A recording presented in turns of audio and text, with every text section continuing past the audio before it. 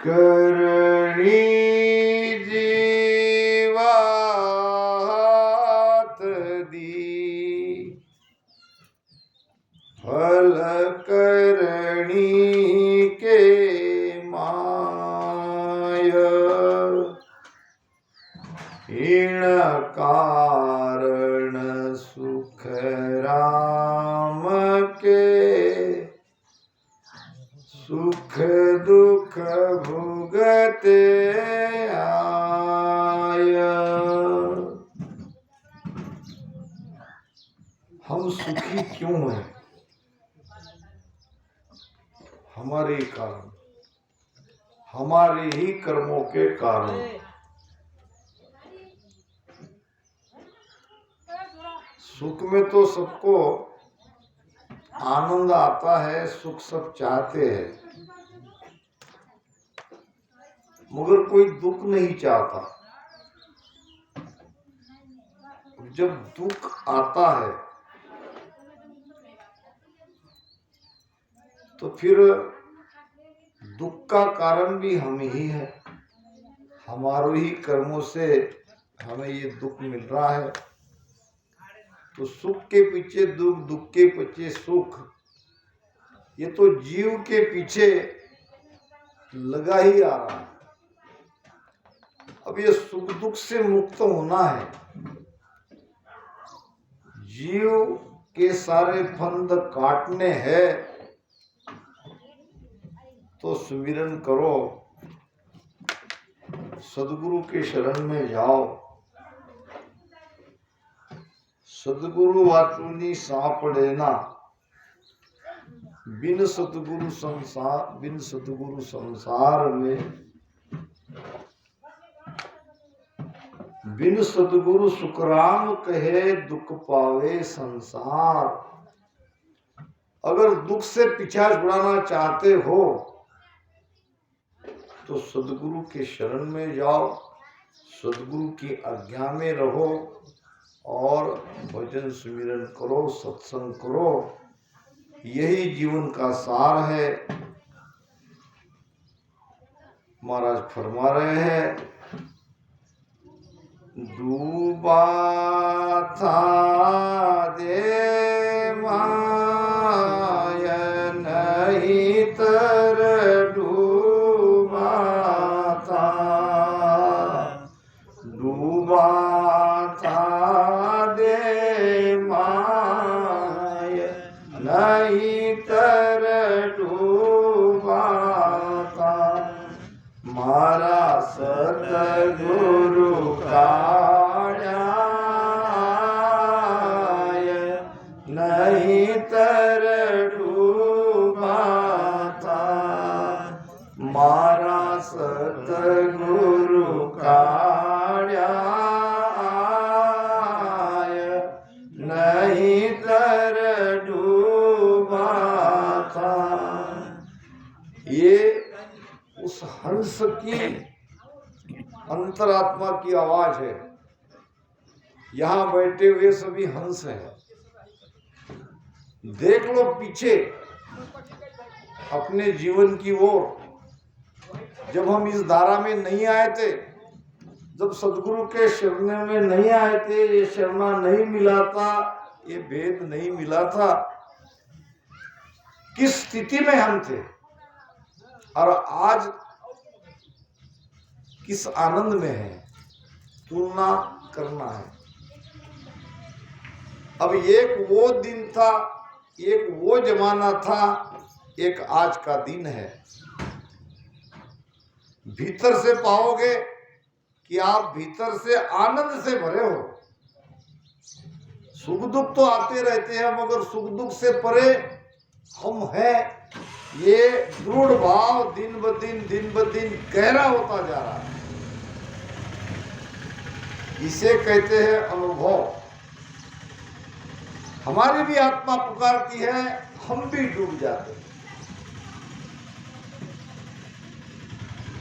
सदगुरु सेठ साहेब राधा किशन जी महाराज अगर राजस्थान से महाराष्ट्र नहीं आते तो केवल कल्पना करो। सदगुरु जी रामपाल जी महाराज सदगुरु जी देव सिंह जी बापू, सदगुरु जी साधुराम जी बापू अगर ये गांव गांव में उस समय नहीं घूमते, जीवों को नहीं जगाते तो क्या हाल होता। हम भी व्यसनाधीन होते,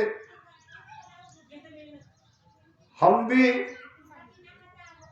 जैसा जगत कर रहा है वैसे ही हम करते रहते, रात दिन काम काम काम काम, ये करो वो करो, ये चाहिए वो चाहिए, यही तो जीवन है। तो ऐसे करते करते हम भी मर जाते हैं। मगर हम बड़भागी है कि हमने गुरु का कहना माना, सदगुरु के शरण में आए। सोचो अगर हमारे बलराम दास जी महाराज, हमारे मोहनदास जी महाराज ये नहीं रहते तो क्या हाल होता। इसी महागाव से हमारे समाज में ये भक्ति का प्रारंभ हुआ।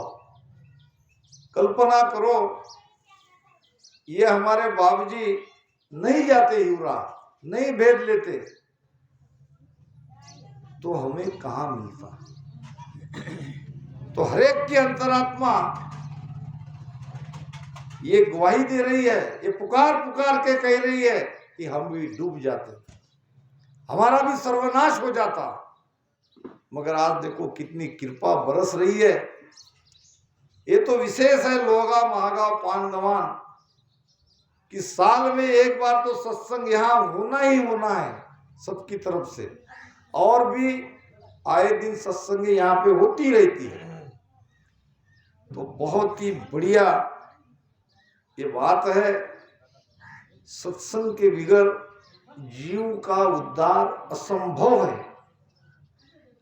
संगत बिन तिरियो नहीं, ना सुधर्यो जग माया, डूब्यो सोई सुख राम कहे, कुसंगत में जाय। संगत बिन तिरियो नहीं और ना सुधर्यो जुग माया। क्या सचमुच महाराज के वचन को आप भीतर से फॉलो करते हो, मानते हो? अगर ये भाव सचमुच आपका भी है तो आप अपने बेटा बेटी बहू को क्यों नहीं लाते सत्संग में? यहां बैठी है हमारे शरद राव की माता जी, हिवरा में भी लेके आई थी इनको। ये बहुत जरूरी है। अगर आपको ये निश्चित विश्वास है कि इसके सिवाय जीव का उद्धार नहीं है, अगर सत्संग नहीं है तो डूबना है, तो सत्संग में लाओ। संगत बिन तिरियो नहीं, ना सुधरियो जुग माय। एक बूढ़ा व्यक्ति था 70 साल का, कान से सुनाई नहीं देता था और आंख से दिखाई नहीं देता था। जब गांव में सत्संग होती तो सबसे पहले आके सामने बैठ जाता था। अब लोग कहते हैं कि ये बूढ़ों को न सुनाई देता है न दिखाई देता है, ये क्यों आता है घर से? सत्संग में आके फायदा क्या? जब सुनाई नहीं देता है, जब कान काम ही नहीं कर रहा है और कुछ दिखाई भी नहीं देता है, कहीं गिर जाएंगे, ठोकर लग जाएगी, तो क्या लाभ यहाँ आके क्यों आता होगा? एक दिन पूछा उसको, बाबा जी तुम क्यों आते हो? तो उसने कहा जरा जोर से बोलो, मुझे सुनाई नहीं देता। फिर कान के पास मुख ले जाकर जोर से बोला, तुमको सुनाई नहीं देता, दिखाई नहीं देता, तुम सत्संग में क्यों आते हो? तो उसने कहा कि मेरा पोता और ये पोती, इनको सुनाई भी देता है, इनको दिखाई भी देता है, मैं इनके लिए आता हूं, मेरा क्या काम है? मेरी तो इंद्रिया जवाब दे गई। तो अगर यह विश्वास है तो अपने परिवार को सत्संग में लाओ। नया रामसनी नहीं बने वो तो महाराज की मर्जी है, उनका भाग्य जगेगा तो बनेंगे, वो बात अलग है। मगर हमारा अपना जो परिवार है वो काफी है। तो अगर ये भाव हमारे है, डूबा था दे माए नहीं तर डूबा था, हमारा सतगुरु काढ़ो आए नहीं तर डूबा था। अब हम तो उबर गए, हमारा तो उद्धार होना निश्चित है। हम तो अब भवसागर से बाहर निकलेंगे, मगर हमारे परिवार का क्या? अब यहां हम किसी से बिछड़ना नहीं चाहते। यहाँ हमारी कुटुंब पद्धति है, हमारे परिवार में माता पिता बेटा बहू बच्चे बेटियां सब हम इकट्ठे रहते हैं, सबसे प्रेम करते हैं, सबका ख्याल रखते हैं। तो मगर ये शरीर छूटने के बाद आगे क्या होगा? आप जाओगे अमरलोक में, बेटा जाएगा अपने कर्म के अनुसार, बेटी जाएगी अपने कर्म के अनुसार, बहू जाएगी अपने कर्म के अनुसार। कोई स्वर्ग में तो कोई नरक में तो कोई वैकुंठ में तो कोई 84 में जाना तो तय है। फिर वहां आप कैसे मिलोगे? वहां भी इकट्ठे रहना चाहते हो तो आज ये जरूरी है, समय की मांग है। डूबा था दे माय नहीं तर डूबा था, मारा सतगुरु काढ़ा नहीं तर डूबा था। अब डूब किसमें रहे थे और कैसे सदगुरु ने हमें काढ़ा? पहले तो हम जहां डूब रहे हैं उसका पता चलना चाहिए। जाहिर है कोई नदी नहीं, कोई तालाब नहीं, कोई सागर नहीं, अब उसमें नहीं डूब रहे थे। मगर डूबने का प्रमाण तो नदी से संबंधित है, पानी से संबंधित है, कुएं से संबंधित है। फिर कहां डूब रहे थे? काम क्रोध मद लोभ में हो सब जग डूब्यो आय। काम क्रोध मद लोभ में हो सब जग डूब्यो आय। सतगुरु हेलो पाड़ियो हो मेरे सुनो आ जाय नहीं तर डूबाता दे माय नहीं तर डूबाता। किसमें डूब रहे थे? काम क्रोध लोभ मोह मद विकारों में डूब रहे थे। कबीर साहब कहते हैं, साधो बोलो अमृत वाणी और बरसे कंबल भीगे पानी। उलटबासी। क्या कंबल कभी बरसता है? क्या पानी कभी भीगता है? मगर ऐसा हुआ और कबीर साहब ने कहा, साधो बोलो अमृत वाणी और बरसे कंबल भीगे पानी। कंबल क्या है? कंबल है उष्णता का प्रतीक।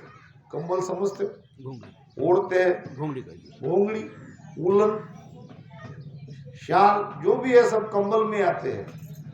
यानी ऊनी शाल जो हम ठंड के समय में ओढ़ते हैं, क्योंकि वो गर्म रहती है। क्यों उसको ओढ़ा जाता है? वो गर्म रहती है। अब कंबल क्या है? कंबल है विकार, काम, क्रोध, लोभ, मोह, अहंकार।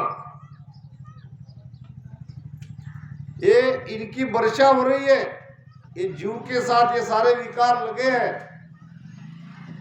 अब इनमें से ये बारिश हो रही है। कबीर साहब कहते हैं, काम तजे तो क्रोध न जाई, क्रोध तजे तो लोभा, मेरे रामा क्रोध तजे तो लोभा, लोभ तजे तो अहंकार न जाई, लोभ तजे तो अहंकार न जाई, मान बड़ाई शोभा। देख लो, अपने अंदर ये सारे विकार है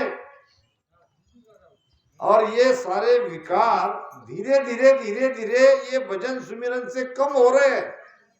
अगर नहीं हो रहे हैं तो कहीं भजन में गड़बड़ है, या तो हम सुमिरन कर नहीं रहे, या जितना चाहिए उतना कर नहीं रहे, या कहीं भेद तो नहीं गलत हो रहा है।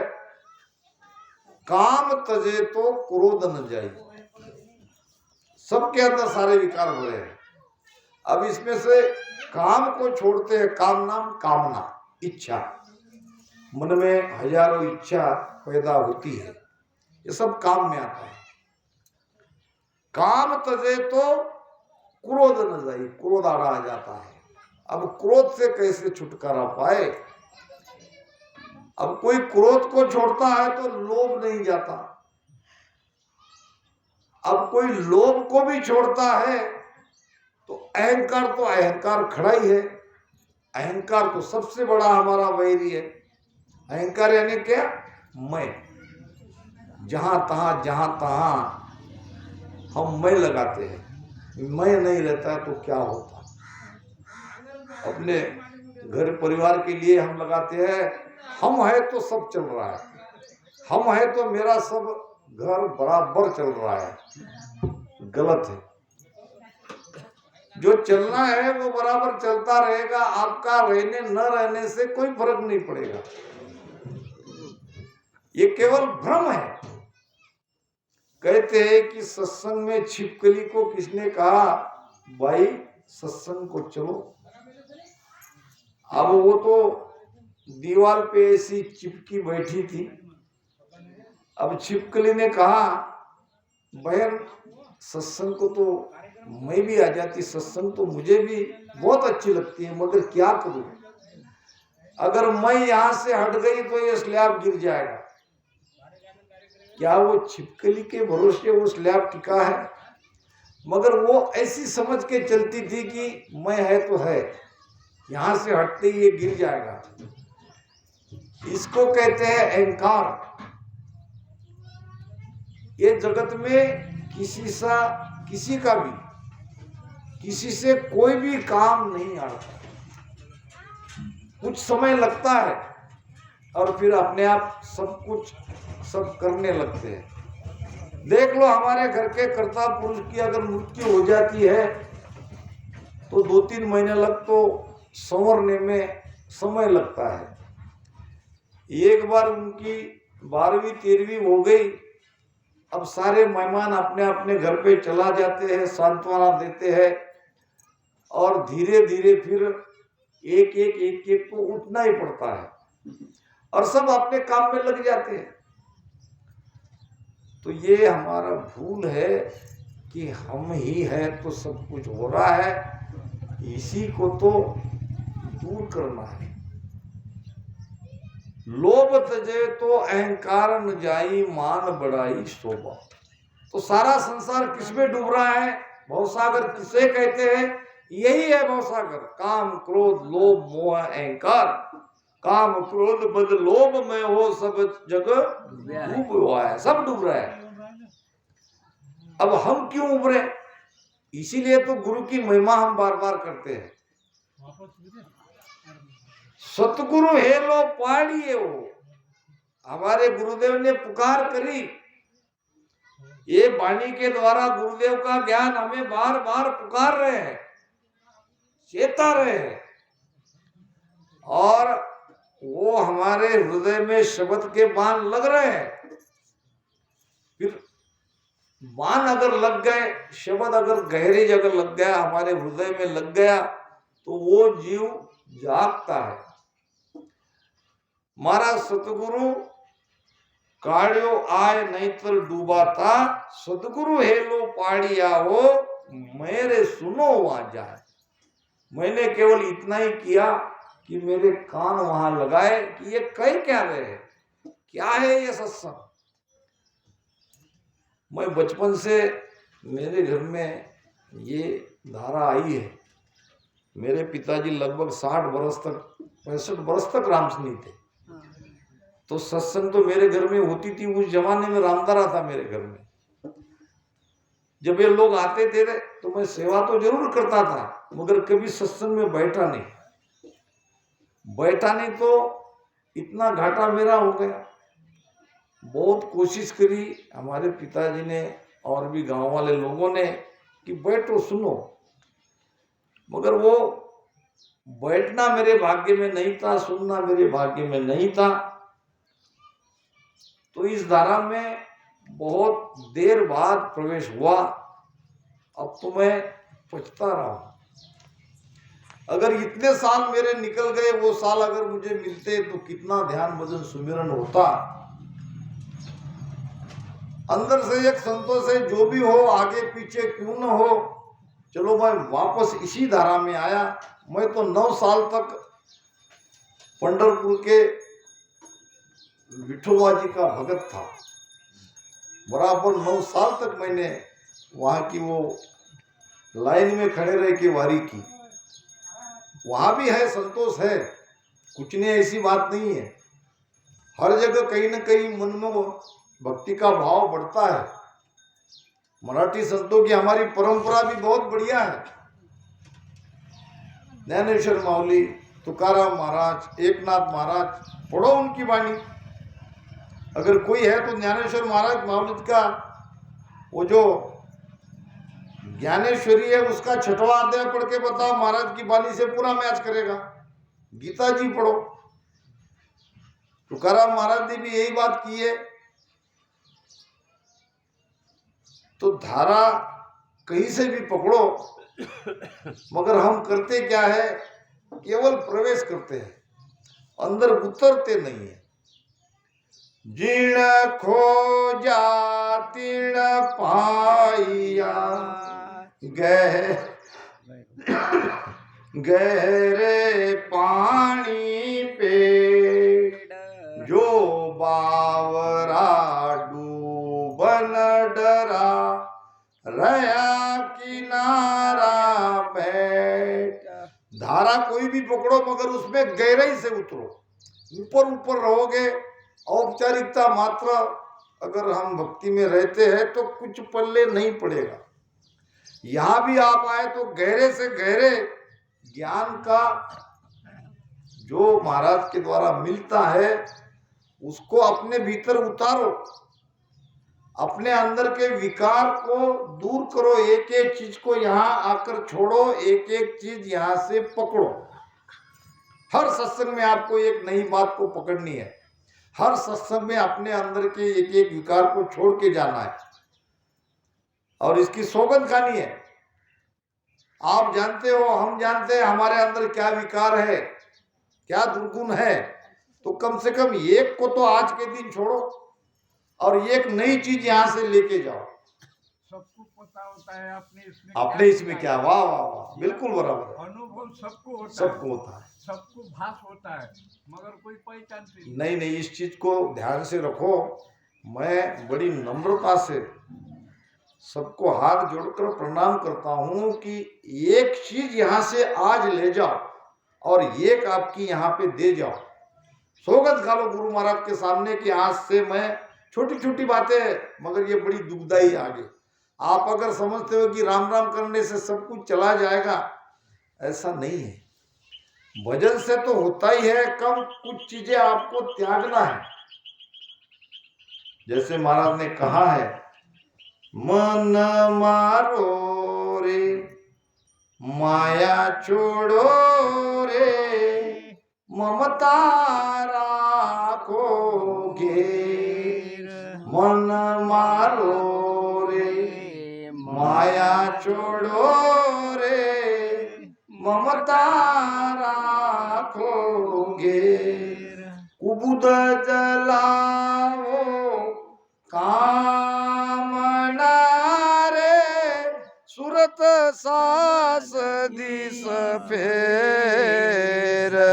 राम कहते वो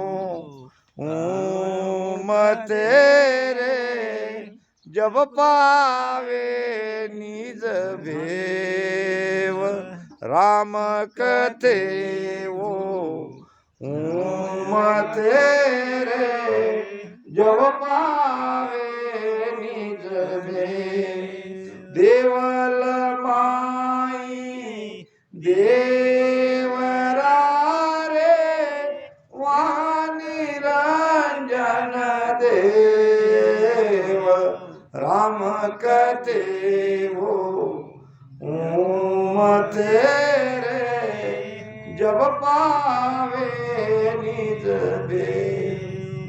महाराज ने कहा नहीं, राम नाम का सुमिरन दोनों श्वासों में मंथन तो करना ही है, उसके साथ साथ और भी कुछ करना है। क्या करना है? मन मारो, मन को मारो, मन के विचारों के तरफ मत भागो। मन के मते न चालिए, मन के मते हजार। मन का मानते मानते कितनी बार हम जन्मे, कितनी बार मरे, कितनी बार 84 में गए, इसका वार पार नहीं। अब उसका पीछा छोड़ो, अब उसको अपने बस में करो। स्वदेशे न किया हम पेली, 5 बीस जुग बांधो। स्वदेशे न किया हम पेली, इनको सगा करो, सेन करो, अपनी ओर मिलाओ। ये तुम्हारे दुश्मन है, ये मन के साथ मिले हुए हैं, तुम अकेले हो। तुमको भवसागर से पार होना है, काल को जीतना है, तो इन 14 को अपनी तरफ मिलाओ। 5 ज्ञानेंद्रिया, 5 कर्मेंद्रिया और चित्तमन बुद्ध अहंकार, इनको अपनी ओर मिलाओ।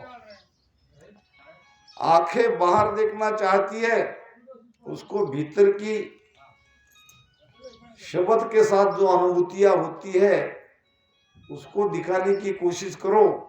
कान बाहर का सुनना चाहते, उसको सत्संग में लाओ, महापुरुषों के वचनों को सुनाओ।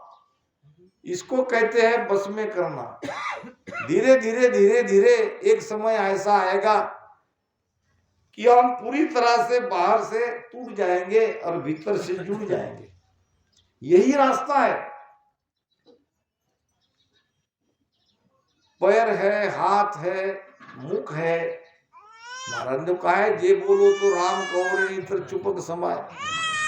राम कहने का मतलब मीठा बोलो, अच्छा बोलो, प्रेम से बोलो। बोलना ही है तो प्रेम से बोलो, नहीं तो चुप रहना ही बेहतर है।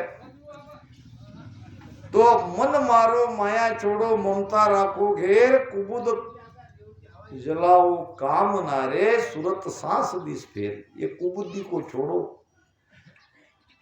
ये इच्छा को मारो, दूसरे के प्रति बुरे विचार मत रखो। दूसरे का भी भला होना चाहिए, ये मन में रखो। और आप दूसरे के बारे में अच्छे विचार रखोगे तो दूसरा आपके बारे में अच्छे विचार रखेगा। राजा भोज का मित्र था एक नगर सेठ। दोनों में बड़ी गहरी मित्रता थी। एक दिन राजा भोज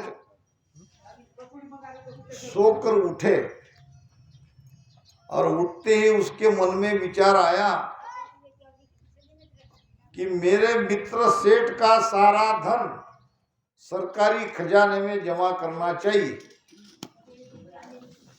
अब विचार तो आ गया, मगर राजा भोज विद्वान थे, ज्ञानी थे। अपने आप को वो कोसने लगे कि मेरे मन में ऐसे विचार आए कैसे, जो मेरा घनिष्ठ मित्र है उसके बारे में मैंने ऐसा सोचा, मेरे मन ने ऐसा सोचा कि उसका सारा धन सरकारी खजाने में जमा हो जाए। ये बहुत गलत है। उसका दिन ऐसे ही विचारों में जा रहा था, इतने में उनके मित्र नगर सेठ भागते भागते आए और आते ही राजा भोज के चरण में झुक गए।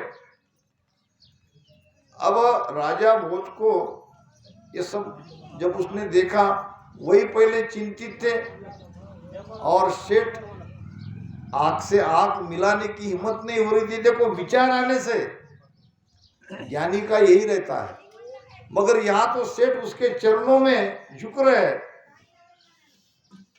राजा भोज ने कहा, सेठ जी उठो उठो उठो, मैं तो आज तुमसे आंख मिलाना नहीं चाहता था, अंदर से बहुत मुझे शर्म आ रही है, तुम मेरे परम मित्र हो। और बता ही रहे थे तो सेठ जी ने कहा, आगे कुछ मत कहो महाराज, मुझे माफ करो तब मैं कुछ कहूं। राजा भोज ने कहा, तुम्हें माफ किया? तुमने तो मुझे कुछ कहा नहीं। नहीं कहा नहीं, मगर मेरे मन के अंदर विचार आए और वो विचार बहुत बुरे आए। अगर तुम मुझे पहले माफ कर दिया तो मैं कहूंगा, नहीं तो मैं नहीं कह नहीं पाऊंगा। राजा भोज ने कहा, माफ कर दिया, कहो निसंकोच। तो सेठ जी का चंदन का लकड़े का कारोबार था और चंदन की लकड़ियां मृत्यु के समय जलाने में काम आती है, ऐसा रिवाज था। आज तो एक आधी लकड़ी लाते हैं बड़ी मुश्किल से, मगर पहले राजा महाराजा बड़े लोग, उनकी चिता चंदन की लकड़ी में ही जलाई जाती थी। अब वो चंदन का व्यापार उसका घाटे में चल रहा था, कोई ग्राहक ही नहीं मिल रहा था। दीवान जी ने कहा, महाराज 1 साल हो गया, ये चंदन की लकड़ियां पड़ी पड़ी बेकार हो रही है, कोई ग्राहक ढूंढो या कम ज्यादा दाम में इसको बेच दो। तो उसी समय सेठ जी को विचार आया कि अगर मेरा परम मित्र राजा भोज की अगर मृत्यु हो जाए तो, उसकी अगर मृत्यु हो गई तो उसके लिए ये सारा चंदन चला जाएगा उसकी चिता में, उनको जलाने के लिए। तो अपने मित्र की मृत्यु की कामना केवल मन में उनके आई और थोड़ी देर बाद वो जागृत हो गए और उनको पछतावा आने लगा। जैसे पछतावा आया, भागते भागते राजा के पास आए। अब राजा ने भी कहा, अब तुम्हें कोई माफ करने की आवश्यकता नहीं है। अब मैं कारण समझ गया कि मेरे अंदर आपके बारे में इतने बुरे विचार क्यों आए, कि मैंने भी सोचा कि भाई तुम्हारा सारा धन शासकीय तिजोरी में जाना चाहिए। इसका मतलब हम अगर किसी के बारे में बुरे सोचते हैं तो दूसरा भी हमारे बारे में बुरा सोचता है, इसलिए